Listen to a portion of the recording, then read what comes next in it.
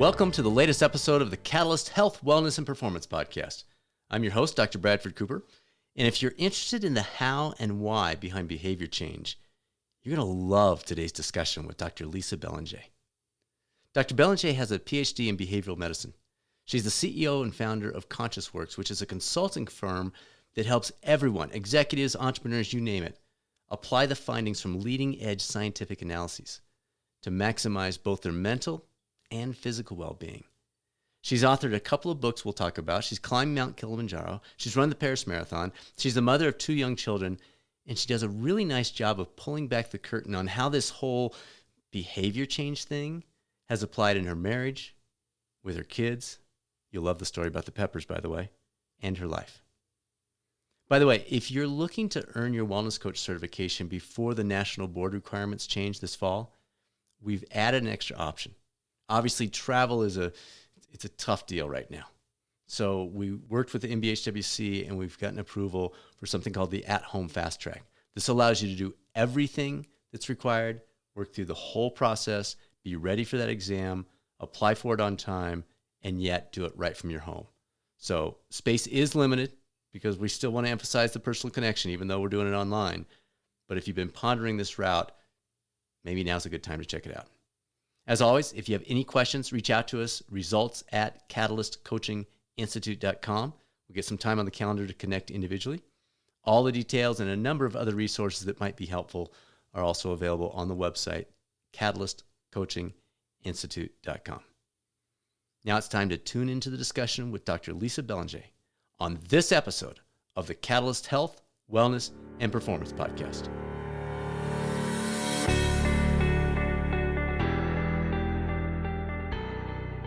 Dr. Belanger, welcome to the show. Thank you for having me. Yeah, it's going to be great. As we were chatting a little bit before hitting the record button, this is right up the alley for this podcast. Your insights they're fantastic, and I think we're going to have a lot of fun today. First question out of the gate: motivation, behavior change, healthy living. Are these elements you've always been interested in, or how did this become the focus of your PhD and eventually professional pursuits? So health in general has always been a huge part of my life. I blame my parents. They're incredibly healthy individuals, so they brought that perspective. And I joke around I got into behavior change within the health realm because I'm what we call a control enthusiast.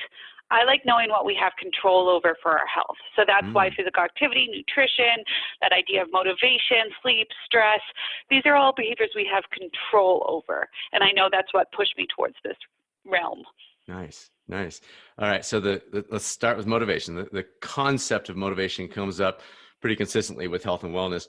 What insights can you share with us about the topic that might not be standard? Oh yeah, I've always heard those things. That it is not that important. So we talk about it often. That's a conversation we have in this health and wellness field.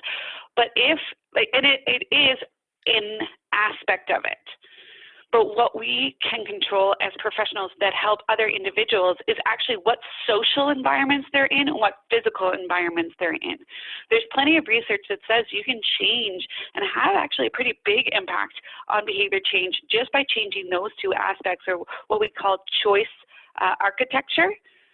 So yes, motivation is important, but it wanes. There's days that people are tired. There's situations that it's the easiest thing. They're going to do what's easiest for them. So if we can create a social environment where their peers are doing the behavior that we want them to do, or that they want to do, or you can create an environment literally where healthy food is the easier choice, that's going to have almost as much as of an influence, and more in some cases, when it comes to health behaviors. Okay, so love that concept. Take us back a step. How do we get the ball rolling on those 2? Are there some starting points to that? Or if people who are nodding their head and saying, well, yeah, that makes sense, but where do I start? Sure. So, for example, what we talk about in the field now is get rid of resolutions, get rid of goals, and create micro changes. What are those small little things you can do that are going to have a sustainable impact, but more than that, sustainable change that you're going to do for the rest of your life now. It's not this quick fix. Right. So I'm going to take something super simple, drinking more water. So if that is a micro change you'd like to do, you know that you'll eat a little less, be hydrated, the health benefits of that. how are you going to have water on you all the time? So that the easiest thing to do is drink the water that's right beside you. So having either prompts, and I've heard this a lot, certain words you type or certain words you hear, you take a sip of water. And because it's right there, you're going to be able to do that quite easily. And then think about, when is it hard for you to drink water? And I'll give you an example. I commute about an hour to the closest city to do a lot of my work. I rarely remember to bring a water bottle to put in the car. So if that ends up being a period of time where I don't consume as much water as I'd like to, so now there's a dedicated water bottle that's in my car. Okay, so that's setting up that physical environment very easily. What about the social side? What about folks that say, yeah, I could see how that's happened in my life in the past, but how do I go about that? Any tips along those lines?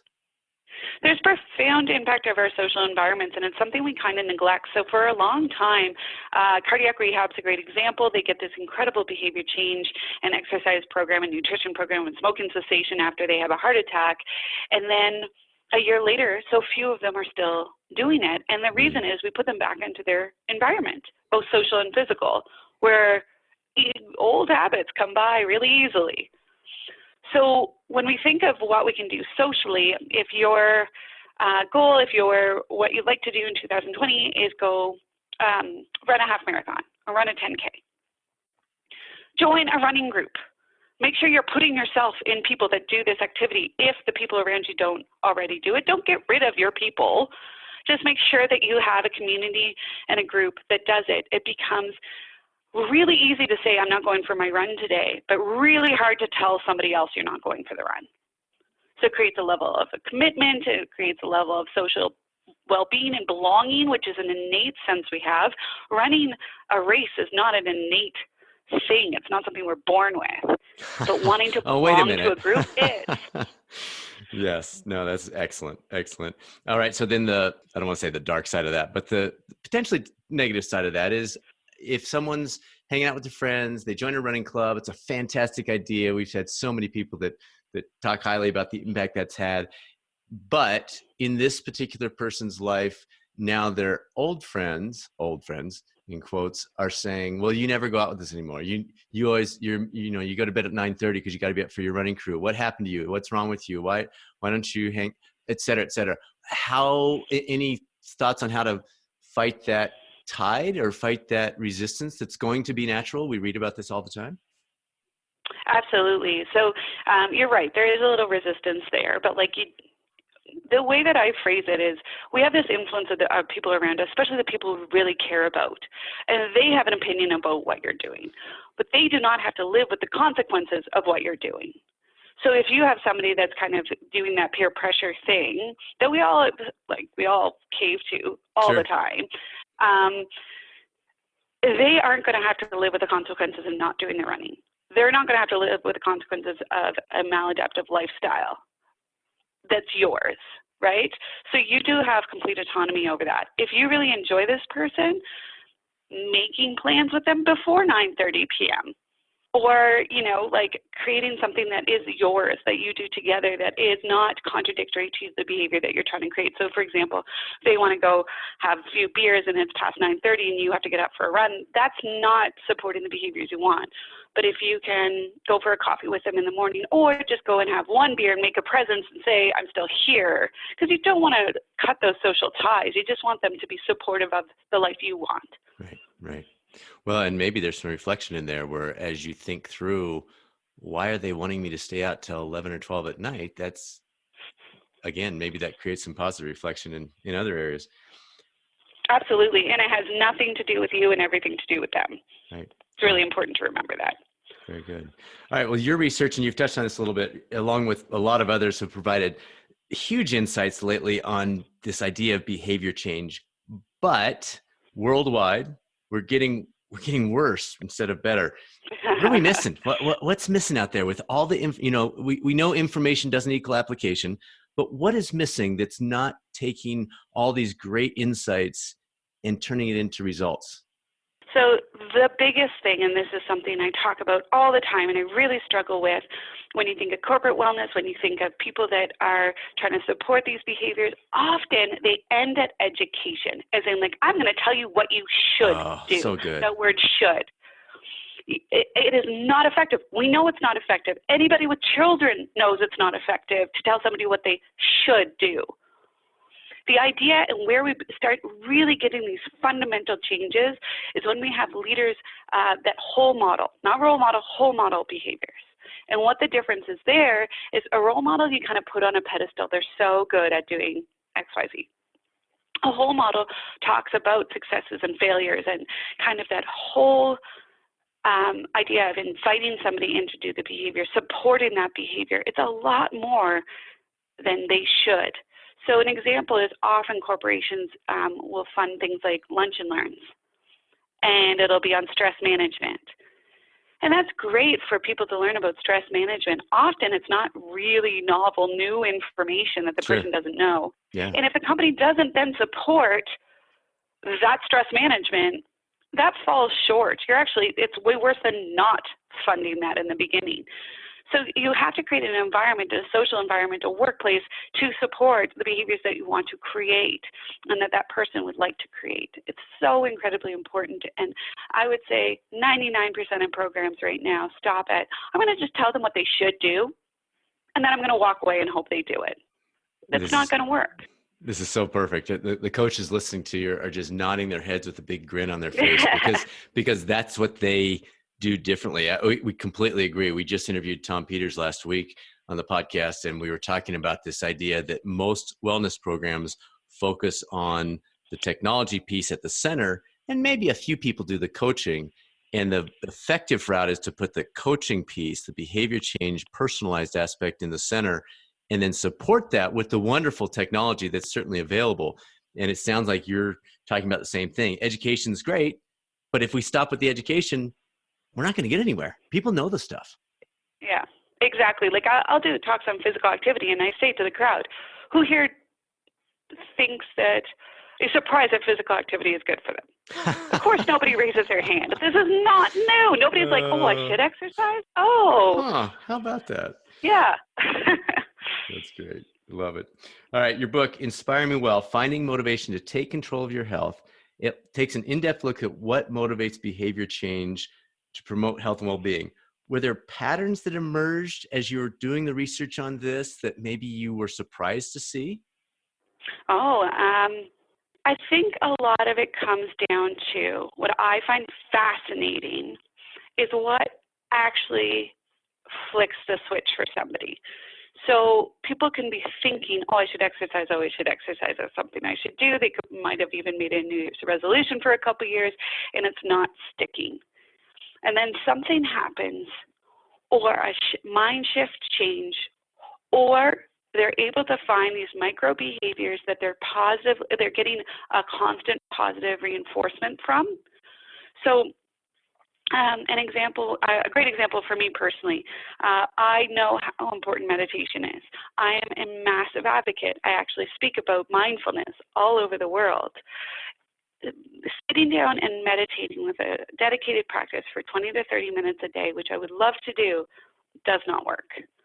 I am a type AAA personality, which is why I need it, and I'm a mover, and this is something that I find really, a behavior that I know is important and I find really challenging.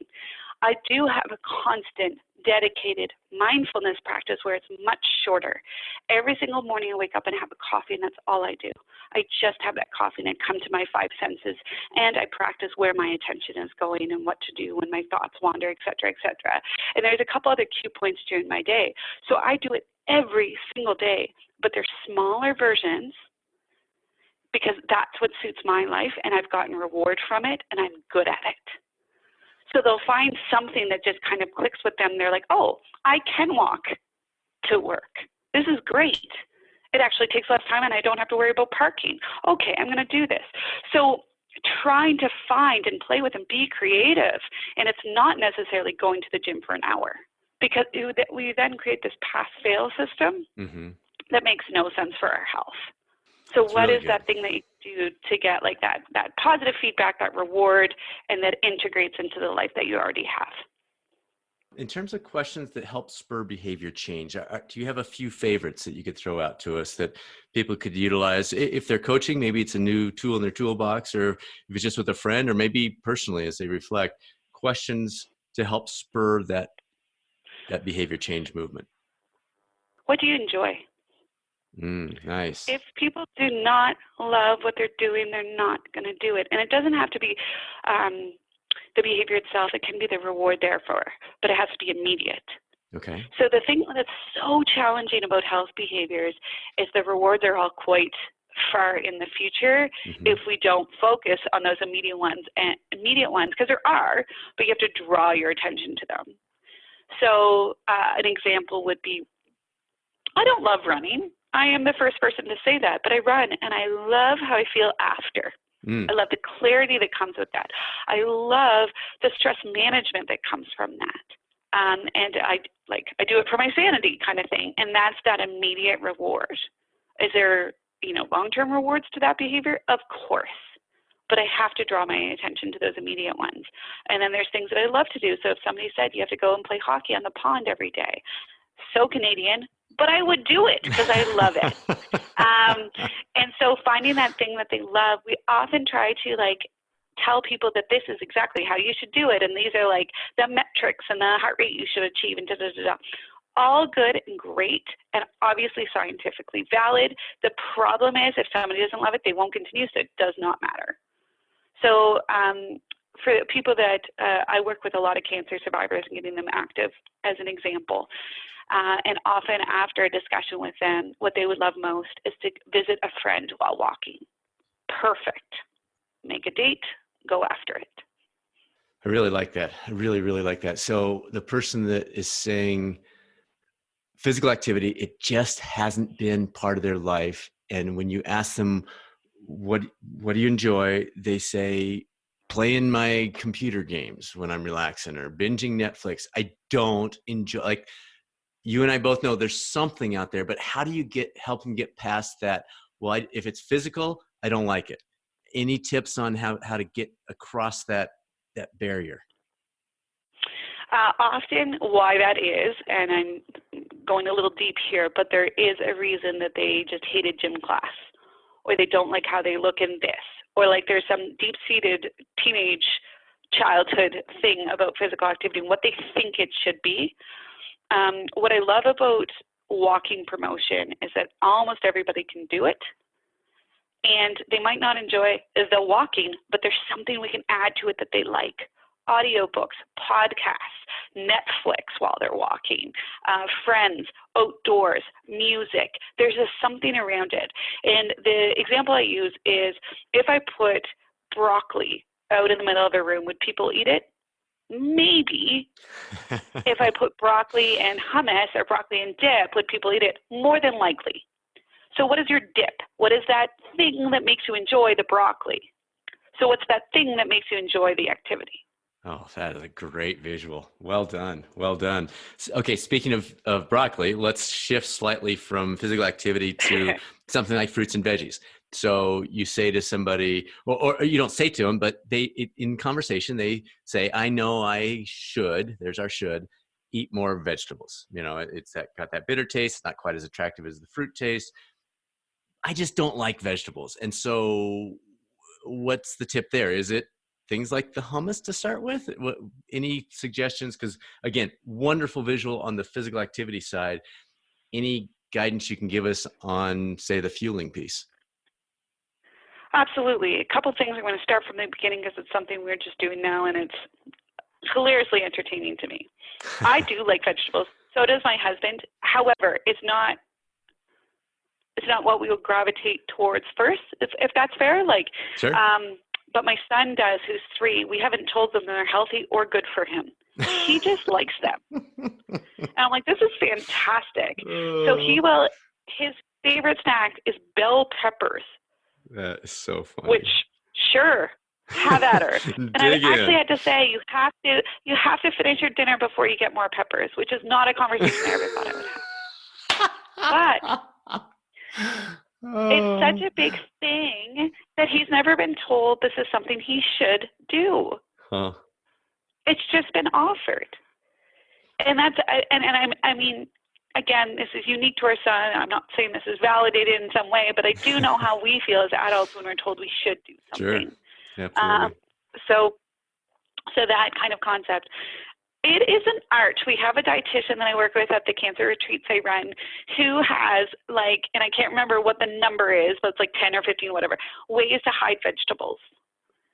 And you think it would be from kids, and it's not. It's usually from one of the adults in the household. And there's so many different ways to, for example, something we do in our house when we watch football, we're huge NFL fans, is make cauliflower hot wings Mm. because they're delicious. And honestly, given the choice of that or anything else, I would actually take that. But it's about finding what works for you. It's about creating kind of, if they're not delicious, you won't eat them. To the point of if you don't enjoy it, you won't do it. So finding things around and about vegetables that you love. So a dip, hummus, those concepts. But there's also, like I said, such interesting ways to prepare them. Cauliflower hot wings is one of them. And it's finger food and it tastes the same as what you would have in chicken hot wings. So Nice. it works. Nice. I love that. All right. So let's shift just a little bit in terms of audience here. When you're working with executives, what have you found to be similar or different about this subset of the population compared to maybe others you've worked with? I tend to notice that they're more leaned into the conversation because if it has to do with, I guess, the way that I always frame health behaviors is performance. So anything you can do to support your health and wellness is going to increase your performance, your focus, your attention, your productivity. And these are all metrics that they want to understand. And when speaking to executives, what I almost always, I'll talk about other health behaviors. It's nothing new. These have all been presented in Harvard Business Review, Inc., like Sure. Forbes. Like these are conversations that have happened, so it's not new. It's the mindfulness piece that they're stuck on, fascinated with, but have resistance to. And that's where the conversation falls because as one executive said to me, I actually am where I am because of my ability to strategize for the future and to learn from the past. Why would I want to be present? And I Mm. thought that was such a, you're right. Absolutely, you're right. You have benefited from your ability to do both. The idea is that you can still do that, but you're picking and choosing the most productive, important times to do that. It is not while you're trying to get to sleep at night. It is not ruminating thoughts. It's with purpose. So if you're able to control where your attention is going, that's where you see the advantage.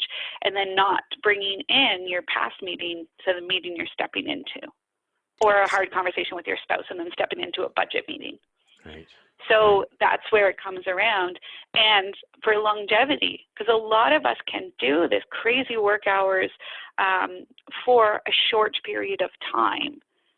Where is the longevity with the leadership executive position that you have, and how do you create that? So I feel like, again, it's something in the conversation that they're leaning into. There's more discussion around it in business literature and HR, but how do you get it so that they can kind of shift mindset to say this is actually a performance enhancer, if you will. And again, we often focus on the health benefits of our health behaviors, but those are really futuristic goals. Mm-hmm. They're not immediate. So what are those immediate things that you can put forward? That's fantastic. Fantastic. And that aligns with some of the research we've done as well. So very, very well done. Similar question, but just slightly off. Do you alter your approach, specifically your approach, when you're working with executives or entrepreneurs? For example, you're more direct or you're less direct. And then any research that supports that differing approach that you're aware of? Oh, that's a really fantastic question. I don't think I can answer it from the research perspective, but I can from the anecdotal side. Okay. When I'm dealing with entrepreneurs and executives, the hardest challenge for them is going to be understanding that they should take breaks. This concept of break.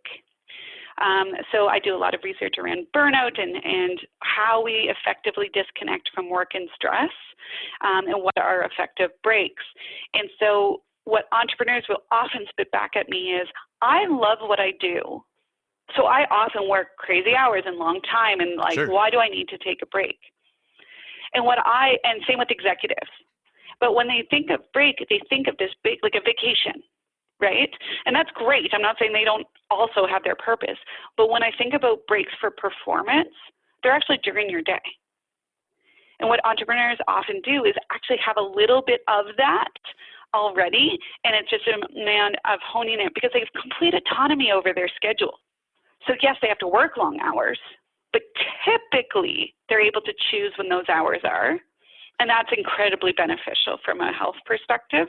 We've seen that. It decreases burnout and it decreases stress.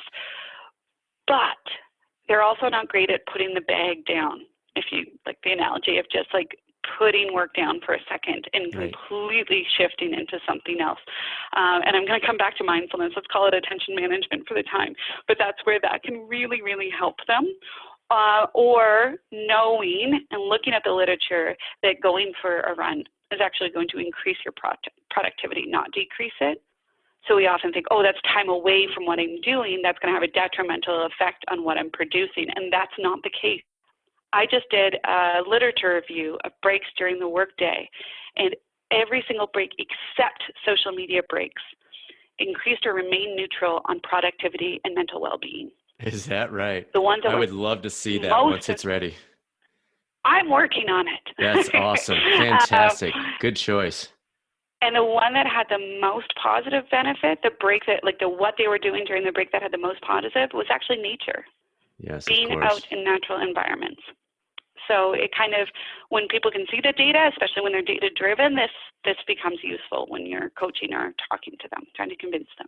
Well, yeah, because that was going to be my next question, but I think you partially answered it. Is they get that, like they're listening to you. They'll nod their head, and I'll, instead of saying they, I'll say I, because I have that same struggle. If I don't get my exercise opportunity in the morning, it doesn't happen because I feel too bad pulling away at lunchtime or 2 p.m. or whatever. So, and I'm like your true believer. Like I get it, and I still don't.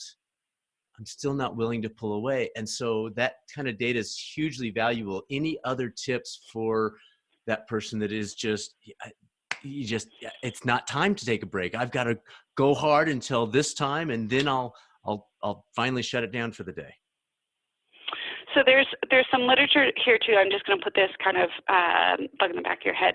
You should, if you're working on something really hard and it's semi-creative, which most knowledge work is, it's actually best to stop in the middle of it, go do something else, and insights will come. Okay, so there's actually like some information demonstrating that this actually works in your favor. In order to actually get away when you need to, if it's not right first thing in the morning, I totally relate to that.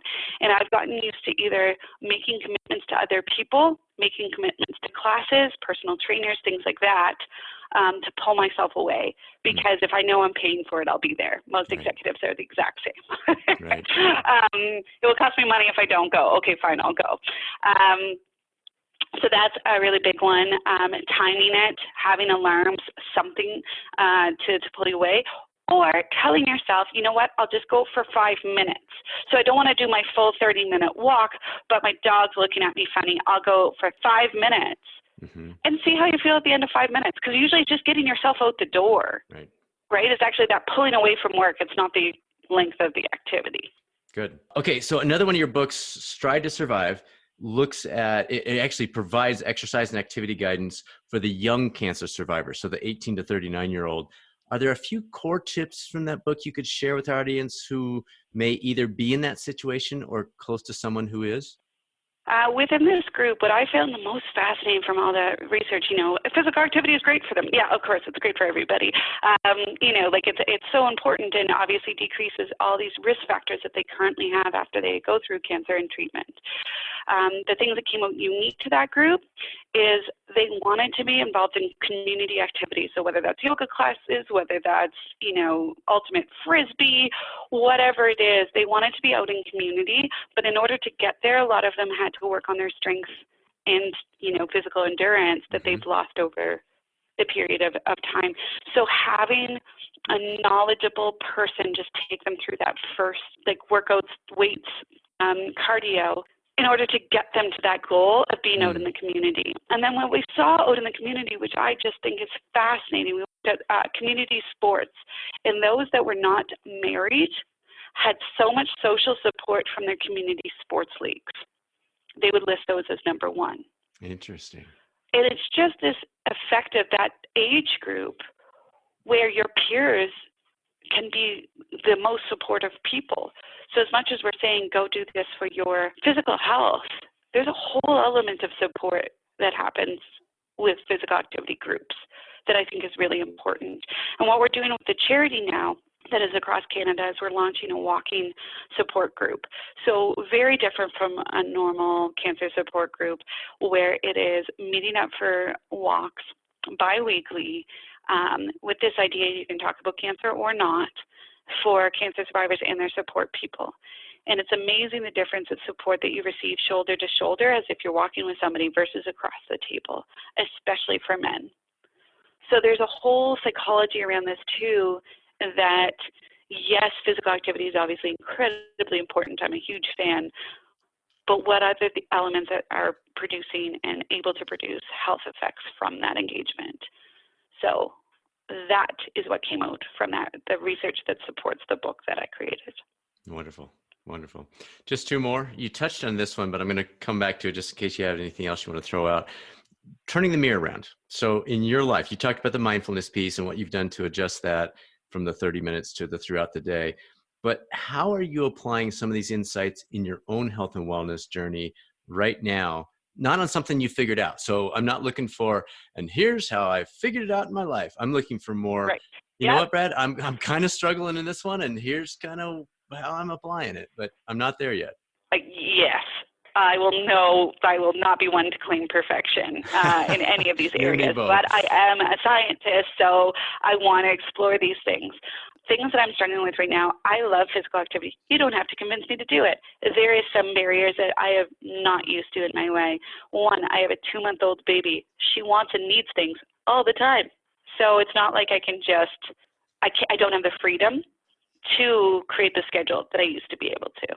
Right. The other barrier is it cold as where I live right now, which I don't know how to leave the house with a baby when it's this cold. So there's these barriers that I've never had before for physical activity. So what I did is I'm somebody that advocates for behavior change. It's cooperation over competition. 100%. If you want sustainable behavior change, it is about cooperating with others, creating groups, not people competing against each other. In saying that, I'm breaking my rules right now. My husband and I are the most competitive people you'll ever meet. So I have challenged him to a step challenge that I literally can do around the house if I need to, or go to the gym and go on the treadmill, or like whatever. And we're getting really creative on this. Truth is, it has to be quite cooperative too. Like if I'm going to the gym, he has to take the children. So it can't be competitively. But it's for the trip that we go to in 2021, our first trip. He wants to go to Hawaii. I want to go to Paris. And we're so competitive. And it's actually working out way better for him than me, which I did not expect. So it's playing around with that a little bit and seeing what we love and what we love to do. But the great thing is, and again, because we're either going to Hawaii or Paris. These are both great options. Right, exactly. We will be like, let's go for a walk after dinner. Or do you want me to take the kids so you can go to the gym because you're low on stuff? So there's a cooperative element as well. The one thing that I would say that why it works so well for us is naturally my husband's a lot less active than I am, and that becomes challenging because, like I said, your social environment's so much of how we behave. So if he says let's actually sit and watch football, that's the easier choice. He's like, no, I want to go do this activity, right? So that's one of the reasons it is working out so far for us, and like I said, kind of better for him than me. But that's something I'm playing around with right now and looking at the cooperation competition version and how it works differently for everybody because we have different personalities. We just happen to be incredibly competitive people. And then the other thing is, how do you totally disconnect from work and stress when you're an entrepreneur, an academic with 2 small children? And I thought I was doing an okay job, but like I said, I was saying to you before the call, I recently went to New Jersey for a course without my children for 2 days. I was showering And about halfway through the shower, I realized for the first time there was no little hands going under the door. I wasn't checking on the baby. I wasn't listening out for her. And I actually was like, like breathe out. This is actually, it's right now. This is, your opportunity. So how do you ensure you do that when you're a caregiver, whatever that looks like, and have a job that you can't necessarily check in and check out of, which is most of us. I'm terrible at it. And so this is really where I'm pushing myself right now on how you can be creative to do it, and how to make sure that I do it. We all need it. So I can't simply say, oh, I'm a mother, I don't take that. No, that's not how brains work. So how do you make sure you get it? Right. All right. Well, keep me updated on the notes. Maybe I can get some more tips from you, because I struggle in the same way. Such great stuff. Last question, just wide open. Any final words of wisdom that you'd like to share with those who are either trying to help other folks with their health and wellness, or simply trying to improve their own lives in that way? One of the biggest things, lessons learned through working with executives mainly, but everybody I would say, is there is no pass fail. The way we communicate with ourselves often is that idea of, well, I tried to go to the gym and I didn't for today, so I guess I'm not doing it now. What? No. There's not this black and white thinking. We really have to shift how we speak to ourselves when it comes to health behaviors. My example to this, if anybody has kids, been around kids, seen kids ever, if you are working with a kid to learn to walk, and in that first stage where they're wobbling around, you get down low and you use this incredibly annoying voice, and you're like, come on, you can do it, you're amazing, let's go. Could you imagine we talk to them in the same way we talk to ourselves, where they fall and we're like, well, you might as well stay there, I guess you're not a walker. Loser. Of course not. Yeah, exactly. Of course we would never do that, but we do it to ourselves all the time. So developing, like if you want to call it a growth mindset or whatever it is, but just getting rid of that idea of black and white, you failed because you didn't do it once or twice or three times. No, every moment's a new opportunity to do it. Every day is. And if it doesn't work, figure out something that works within your life. So stop trying to reach for those ideals of, I want to do an hour at the gym every day. Calm down, okay? What would work in your life? Let's go for that. Love it. This is so good. How can folks keep track of what you're doing and stay in touch with you? Do you have a Twitter account or a website you'd like to send them to? Absolutely. Follow Dr. Lisa Belanger on Twitter and Instagram. There's a whole bunch of things I'm doing this year that I think your audience will be very keen on, and you will be keen on, including a new book. And next month, my 2-month-old daughter, I guess she'll be 3 months old, and my husband and I are going to the Scandinavian countries to talk to them about how they take breaks from work and stress. So there's going to be a really interesting cultural element to these things that, you and I just discussed we struggle with. Very good. Very good. Dr. Belanger, so appreciate it. Thanks for joining us. Thank you.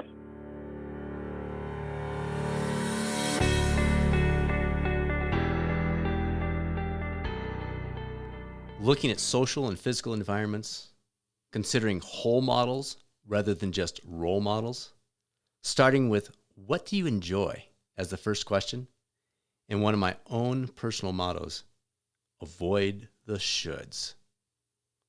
Thank you again to Dr. Lisa Belanger for joining us today. Such a practical approach to making the most of our lives and helping those around us do the same thing. It's what we talk about all the time here.